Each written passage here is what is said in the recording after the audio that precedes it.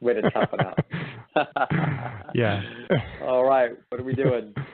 Well, today we are going to be asking some questions about falling out of love, different ideas about cultural shifts, and what to do when you're faced with food temptations. But before we get to those questions, it's interesting. I was looking at, there's a website, it's a forum for the internet called Reddit, where all people talk, you can post all kinds of different things, or you can read what other people post. And there's a sub-forum in this place that people just ask fun questions of each other, and there's some interesting questions. Well, I'm reading this forum, and it's called "What's the Most Effective Psychological Trick That You Use on Other People?"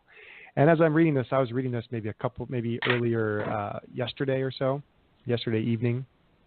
And then sure enough, I get an email from one of our listeners saying, "Oh my God, you have to go over some of these in the website on the show today." So I thought it was hilarious. Yeah. So Dr. Lisle, I thought you would appreciate these, but they're very curious little tricks that people use. Of course, in your TED Talk called The Pleasure Trap, you joke around, say that you'll even use some tricks from psychology to hammer the message home about the pleasure trap. And of course, that's an interesting use of psychology. Let me read a few of these, and then you can kind of explain what these psychological tricks are. So one user here comments, the forum poster comments, "Well, when somebody's shy who's speaking, just look at them and nod your head, and it encourages them to keep on talking." Another person says, "Put in your headphones, but don't play the music. That way you can hear what they're saying about you." Good poker player. Okay, right. Got it. Another one says, "Set your expectations low and then blow people's minds with your mediocrity." Okay. Ego trap there. And then the one I like the most, actually, the most positive comment, but there's thousands of comments here. But the one I saw the most that I liked, it says, "To avoid workplace drama and be well liked, compliment people behind their backs." Yes, actually, a great strategy. That's one of the great political strategies ever, is to essentially compliment people behind their backs, because then they find out about it, and it is worth a lot more than complimenting them to their face. And so that, of course, that would make sense, because they're attempting to run a CB on their relationship with you, and if they find out that you are complimenting them and they don't even know that it's happening, then it means that your high regard for them must be authentic. Status being a zero-sum game, if you're complimenting them, it is elevating them in a hierarchy, possibly at the cost to yourself. And so as a result of that, that makes you worth quite a bit more to them as their champion. And so that's one of the slickest things that you can ever do. Yeah, great trick. I thought it was fascinating, because I remember in one of our earlier episodes called "How to Repair a Strained Relationship," you explained this process where the person just has no choice. It's in their best interest to tell the world that you have good judgment, that you have excellent judgment, when you tell people how great they are. And it's just a nice virtuous cycle that occurs. Yeah. Okay. Yeah, that's actually attempting to trip a virtuous cycle is what we're trying to do. Very good.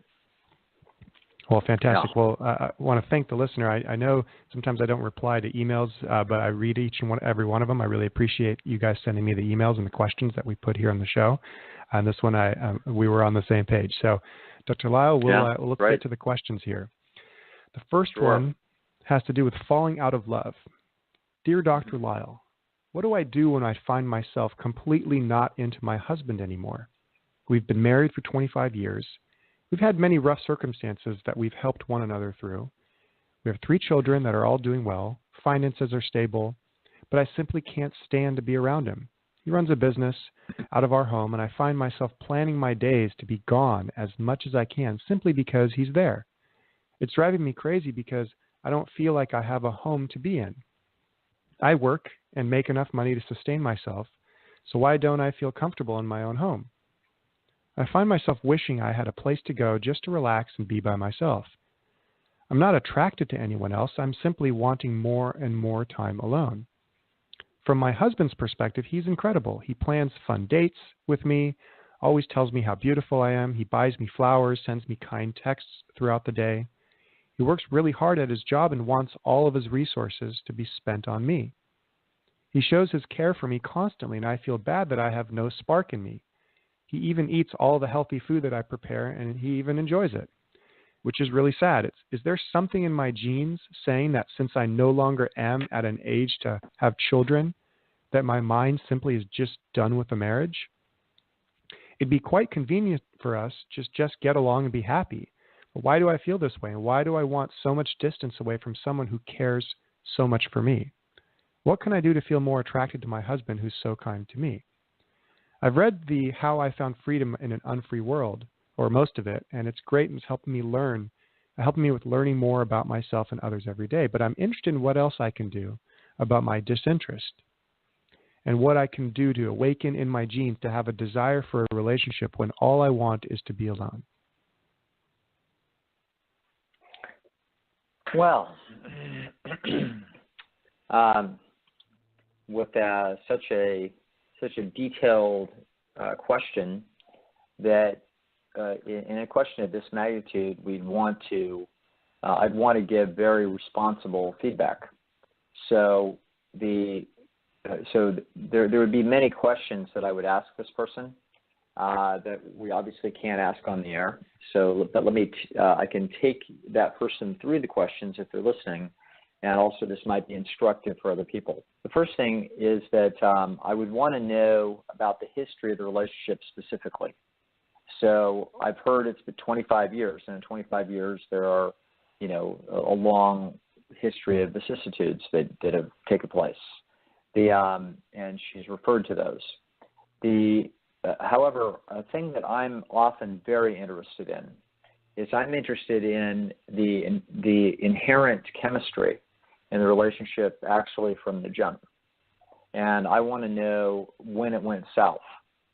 So if it went south a year ago and it was in good shape a year prior, 18 months ago, then that's an entirely different story than if this has been a duty of this person who was into a guy somewhat, 24 years ago, 26 years ago, got herself married to a really good person that was crazy about her, and then endured a sexual relationship for however long, wound up having children, and then, behind high conscientiousness, high stability, and really no objections otherwise interpersonally about the personality dynamics, just literally kind of wasn't into this relationship really for the last, 24 years or 25 years. So I would want to know if that was the situation, or whether or not we had like 15 good years, 10 good years, 20 good years, 18 good years, etc.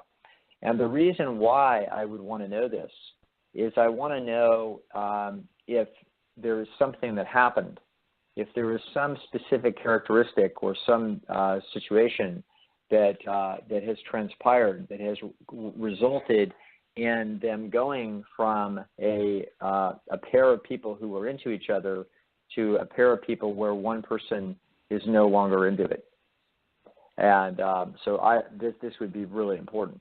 Now, she semi-alludes to the following, that she's speculating maybe she's at an age now where she's just not into this, and that is quite possible. So I believe it's 88% of postmenopausal women have no sexual interest in their husbands. So this is obviously, that puts us 7 out of 8 or whatever the heck that is. I think that's about right. So that wouldn't be a shock. However, with anybody specific, we want to know, that there's a lot of reasons why that would be true, by the way. It wouldn't necessarily be just some biological inevitability that takes place, after 50 years old. Remember, 50% of relationships wind up in a divorce within 15 years. So that tells you that the nature of the species is that this romantic chemistry and enjoyment of that process winds up normally disappearing.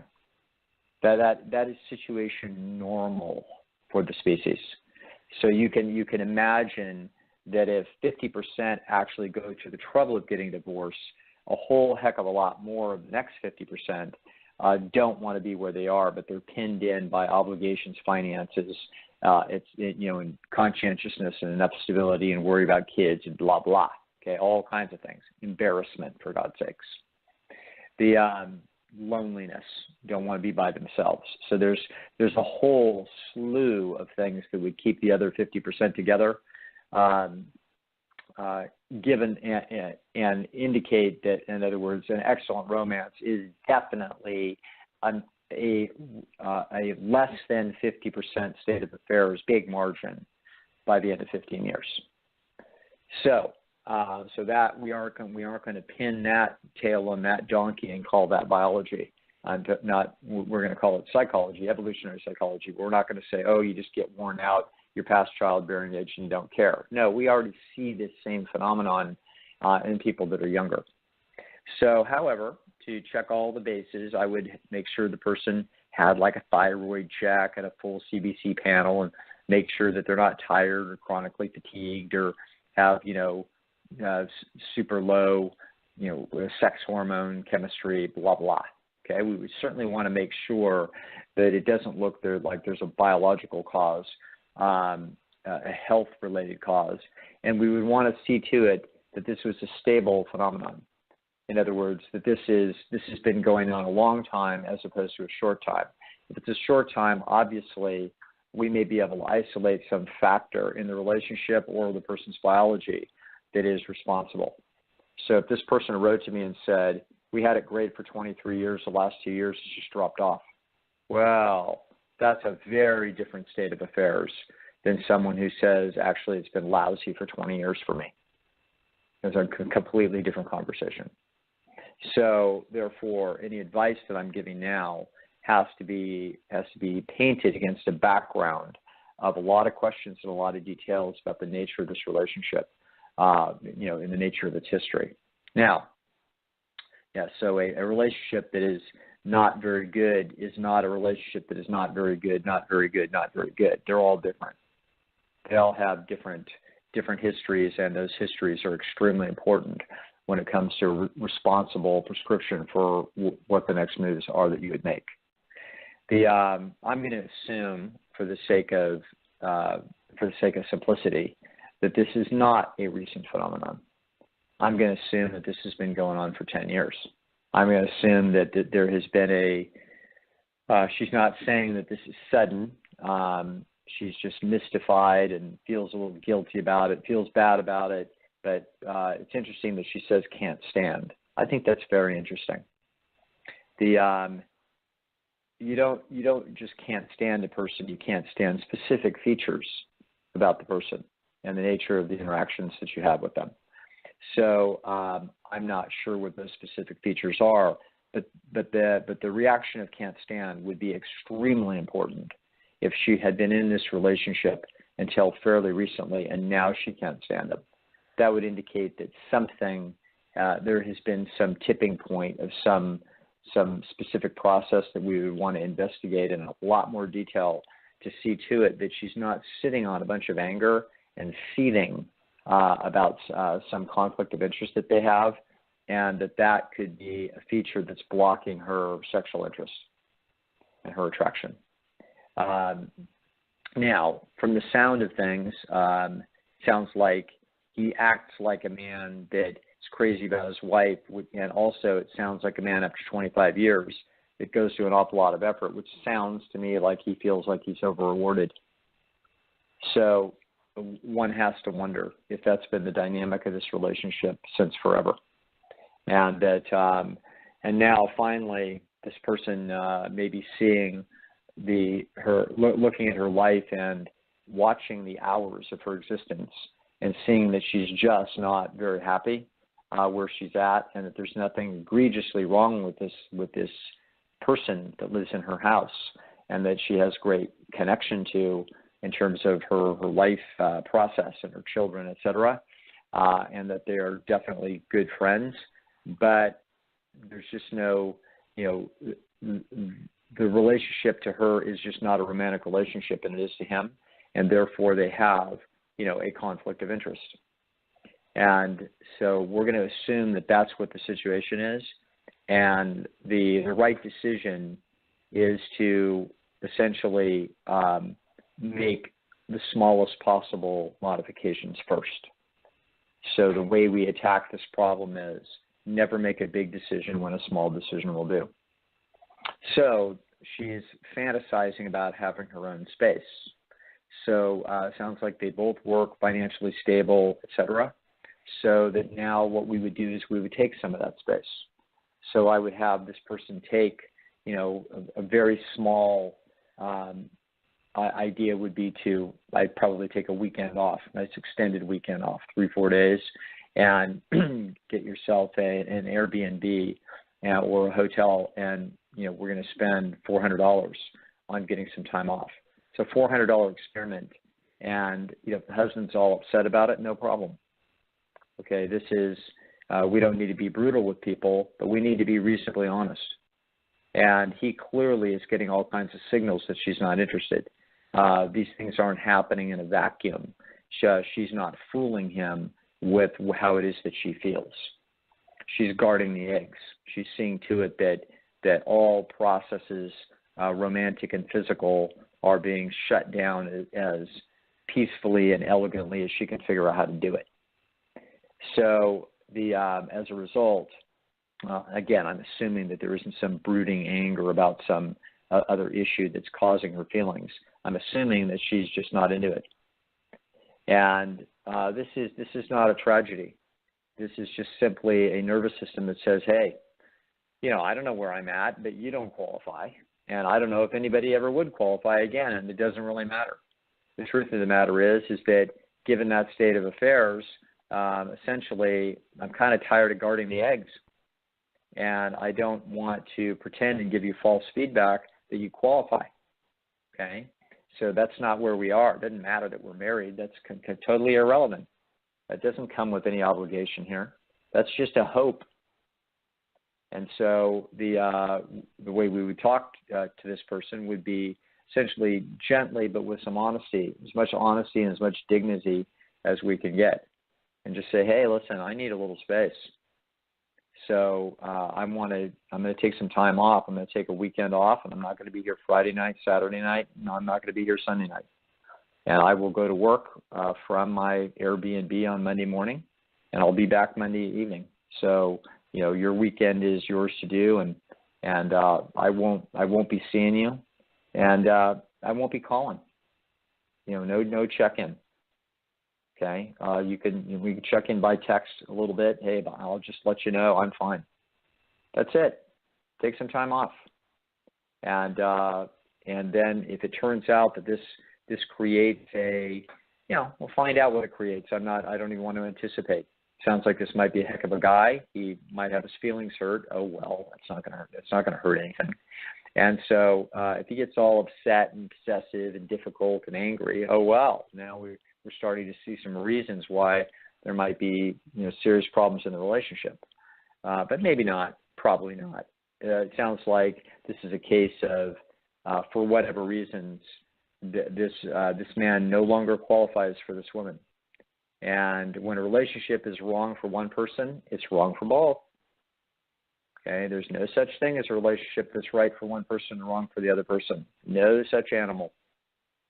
Okay, so if it's wrong for one, it's wrong for both. He does not deserve to spend the rest of his life being rejected in a marriage that he would work so hard and be such an outstanding partner for somebody. He deserves the opportunity to go out there and try to find someone who would be eager and absolutely delighted to have this kind of attention and this kind of feedback.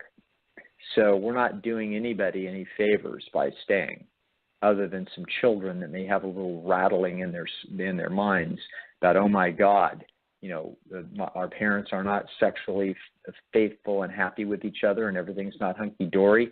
That's not good for me. I don't like that feeling. I want everybody to be stable. I want all those resources to be lined up right behind me and my interests. Guess what, folks? Forget the kids. None of their business. It's none of anybody's business. So the only person's business is yours. So you have no obligation to anybody about this, not your husband, not your kids, not your church, not your mother, nobody. Okay? You've only got 100,000 hours left. Don't waste them.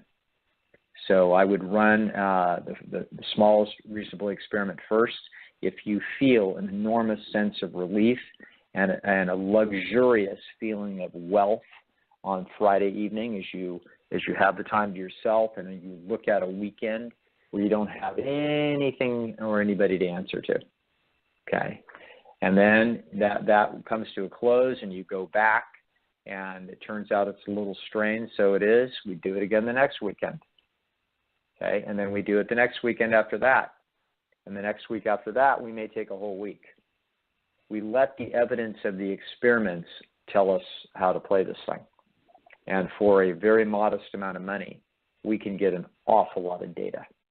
And we let the data essentially tell us whether or not, you know what, I'd be happier not living under this roof. And if that's true, then the next experiment is, you know what, I'm gonna do a intermediate term rental, some corporate apartment for 60 days, and I'm going to do that. I'm not going to rent any, I don't have to rent furniture. I don't have to go into huge expenses. It's going to cost a little bit more. So more intermediate term. And you take a longer hiatus. That's how you do things. And if it turns out, wow, that's so good, and then you go back, and after 2 days back, you're like, man, I can't wait to be on my own again. No problem. Then next time you move into your own apartment and you go for longer. You sign yourself a 6-month lease. So you do this in successive approximations, and you let the evidence from your own nervous system tell you whether you're on the right track. But the principle of the solution is that we run the smallest possible experiments first. We rule out any kind of medical health, biological issues. We make sure that we hear that this is a stable phenomenon, so it turns out that there's not some brooding, resentment issues that have recently come in and interrupted this. And one of the things we do not buy is the status quo of current thinking and psychology and marital dynamics and anything else under the sun. Okay, if we talk to these people, nobody'd ever get a divorce, and that therapists would go home at night and have themselves a scotch and say, oh, thank God, I still have a perfect record. Okay, perfect record of misery is what they have. What we want to do instead is we want to free people from relationships that these days have a tremendous amount of they have like vice grips on these things. They have financial, they have familial, they have social consequences. There's religious consequences, all kinds of social pressure are keeping relationships together that should not be together. And so this has the earmarks of relationship that shouldn't be together. However, with the caveats that I mentioned, of which there are several, I would never rush to judgment on this, and I would take this person through a set of questions and then through a set of conservative procedures to discover how to put her in a position to enjoy her life more. Fabulous. Now, Dr. Lisle, for some of the listeners who are listening, and they may be in this exact situation where they already know where they are in this relationship, what are some things that they can say to people who give them pushback when they start saying, well, I'm going to go away for the weekend, and now the husband or the mother-in-law or the kids say, well, where are you going for a weekend? Why are you doing this? Just like I don't have the answers. I don't have the answers. I just need to go. That's it. Done. We don't have to give answers to people. Okay, so that's it. We just go into a cocoon. We don't need to talk to these people.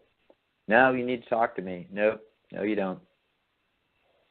No, you don't. They have to earn the right to be talked to. So they better ask those questions in a way that's super easy for you. They better be there for you. We're not there to reduce their anxiety, to keep up some status quo, some family structure. Everybody can just pound sand down a rat hole. It's disgusting. Okay? it is disgusting that people put pressure on other individuals. This is hard enough as it is to try to find your own happiness without having to calculate all the social stress. Now, your job is to figure out what it is that you think you may want to do. She's got an internal voice, essentially imagery inside of her head that's whispering, telling her, take a right turn, take a right turn, take a right turn, take a right turn. It keeps telling her. Okay? The only reason she's not is all these considerations from other nervous systems and the fallout and all the pressure and everything else under the sun. But she's got it thought through pretty well. She can afford to take a right turn. She can afford to take an experiment. And all the pushback that would come from, the pastor, the therapist, the mother-in-law, her mother, the kid, her pushy daughter, whoever it is, hey, you know what? I don't have any answers for you. You're just going to have to wait. I'll tell you later in my own good time. That's how we deal with it. Love it. Yeah. Dr. Lisle, more people have to listen to you speak about these things, but love it. All right. What do we got? All right. Our next question is about a cultural shift. Now, talked about this before where you say, well, things that were the way they were and how they are different now. So this question is on the same topic. So Dr. Lisle, you often say that many things today aren't that much different from the past. However, I've heard many veteran teachers complain that when they first got into teaching decades ago, parents backed the teachers. But now these teachers say that the parents question the teachers even more. Their complaint is that their students' behavior is worse because of the greater willingness in society to question authority. For instance, they tell me that years ago, if a child got in trouble at school, there was almost, without exception, more trouble for that child waiting for them at home. Today, if a parent is called about a child acting out, the parent is more likely to blame the teacher.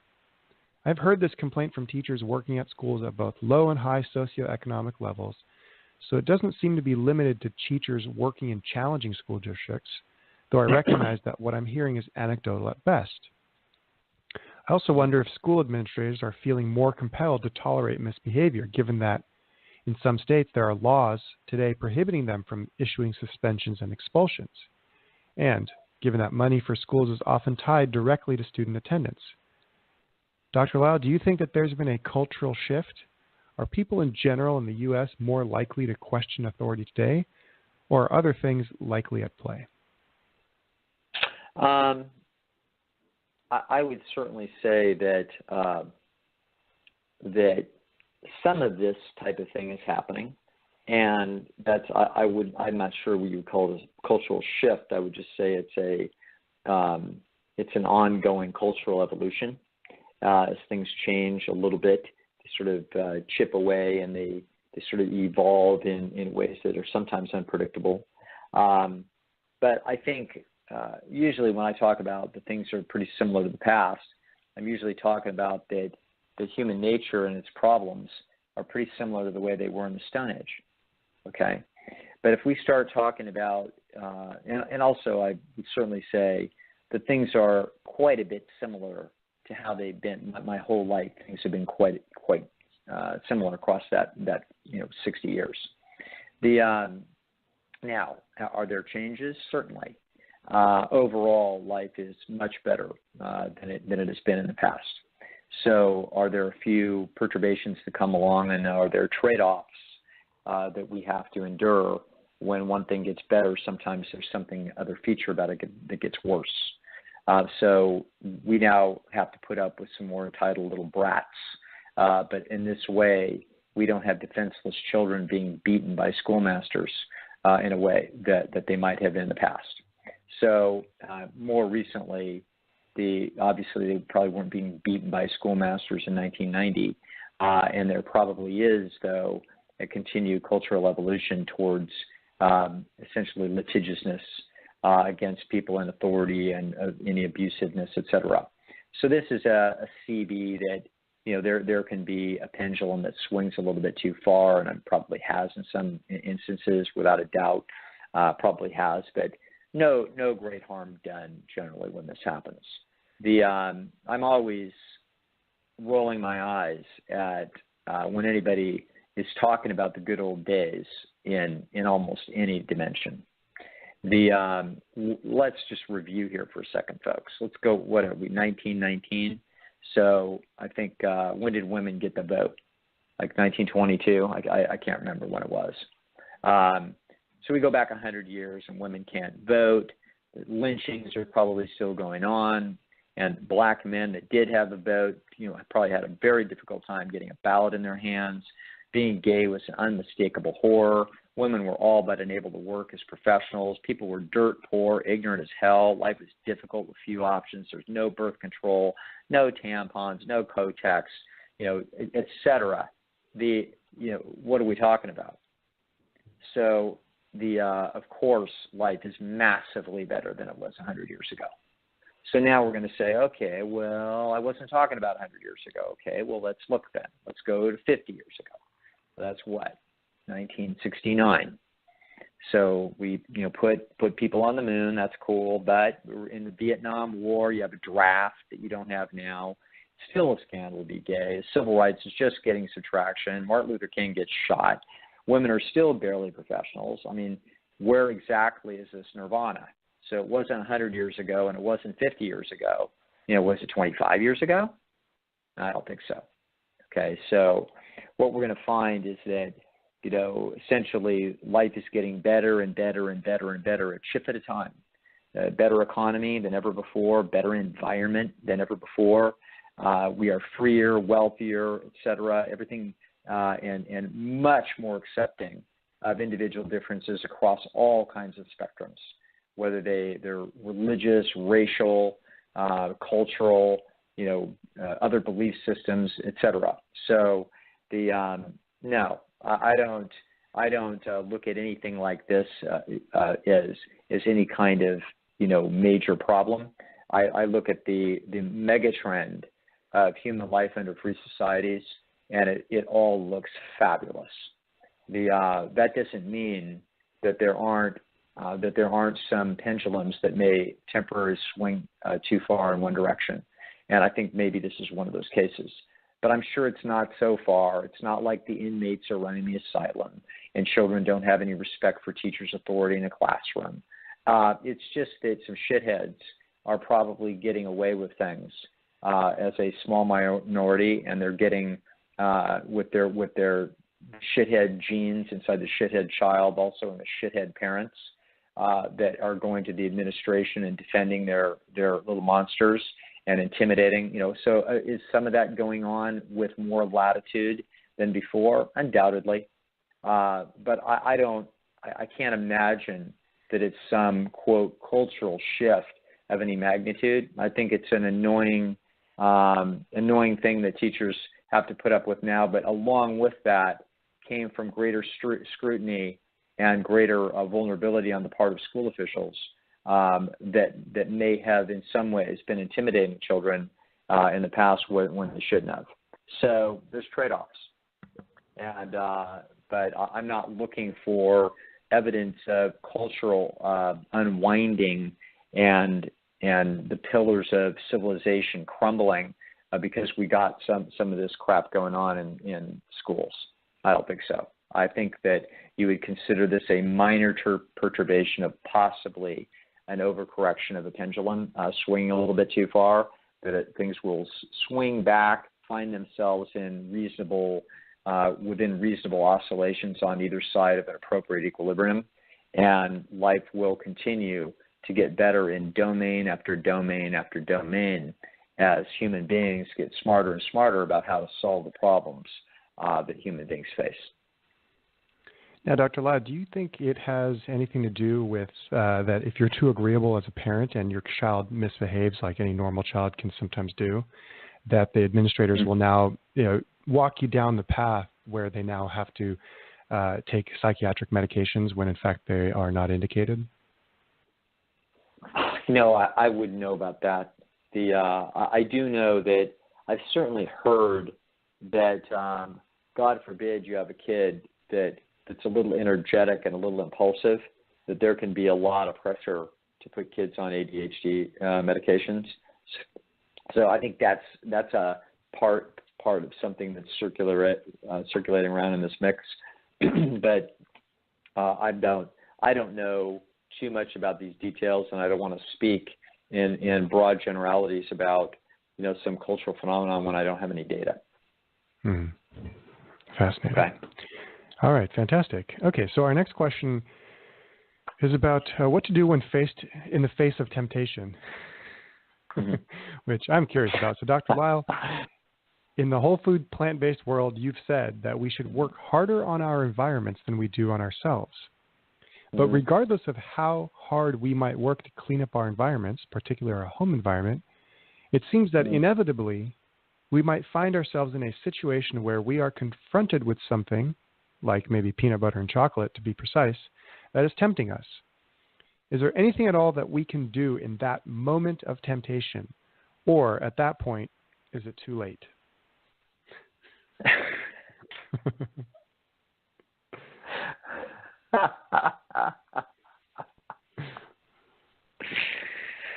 Well, it turns out there's a trick that if you actually pinch your nose and then you turn around 3 times and say, "Take me home," and click your heels together.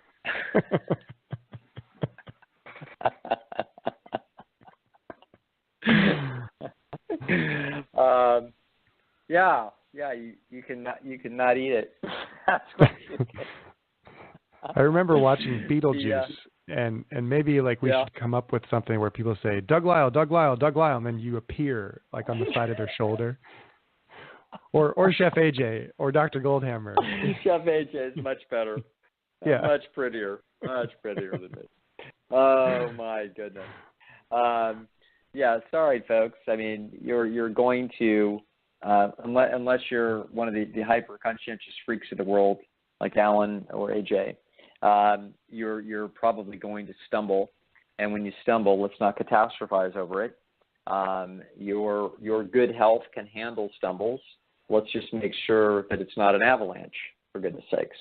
So that's why we do a good job controlling our environment. So we have good, healthy food in our environment, and we don't have a bunch of junk food in our environment, because the reason it's in your environment is so that you can absorb it like an amoeba